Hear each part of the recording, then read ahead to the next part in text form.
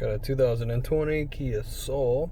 I'm going to show you how to reset the service reminder. Go to your steering wheel here. There's a menu button right here.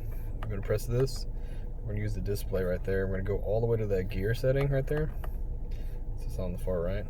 We're going to go down. Okay, where's this service interval? You're going to press OK. Okay, you can turn this on and off. Okay, right now this car has it off. Okay, we're going to turn it on. That's what the check mark's for.